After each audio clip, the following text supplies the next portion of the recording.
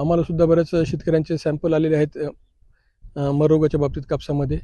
याचं कारण एकच आहे की जिथं कुठं पाणी साचते आपल्या शेतामध्ये, कंटिन्यू जर पाणी साचलेलं राहिलं तर अशा ठिकाणी आपल्याला त्याच्यामध्ये मरचं प्रमाण जास्त दिसते. तर आपल्याला याच्यासाठी जे शेतामधलं जे अतिरिक्त पाणी जे साचलेलं आहे त्याचा आपल्याला निचरा करणं अतिशय गरजेचं आहे. तसेच आपल्याला शेत जे आहे आपलं तणविरहित सुद्धा ठेवणं फार गरजेचं आहे. याच्यासाठी आपण कोळपणी आणि खुरपणी करून आपलं शेत तणविरहित ठेवणं फार गरजेचं आहे.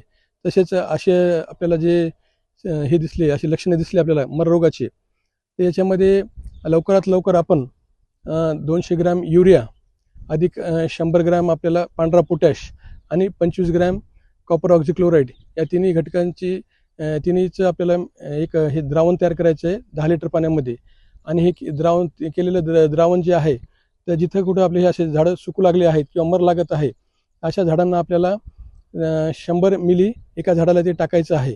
आणि हे जे सुकलेले झाडं आहेत जिथं असं झालेलं आहे त्याच्या ठिकाणी आपल्याला लवकर त्याला माती लावायची हे द्रावण टाकल्याच्या नंतर, त्याची आळवणी केल्याच्या नंतर. आणि पुढं आणखीन जे चांगले झाडं सुद्धा जिथे आहेत तिथं याचा प्रादुर्भाव पुढं होऊ नये म्हणून परत हा असेच द्रावण 100 मिली प्रत्येक झाडाला टाकलं तर याच्यामुळे आपल्याला पुढचा प्रादुर्भाव होणार नाही. तर ही काळजी घेणं आपल्याला फार अतिशय गरजेची आहे.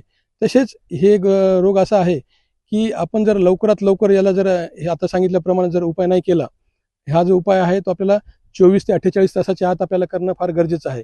अन्यथा जसा जसा टाईम होईल तसा तसा या रोगाची लागण जास्त प्रमाणात होईल आणि झाडांची मर होत राहील. एबीपी माझा, उघडा डोळे बघा नीट.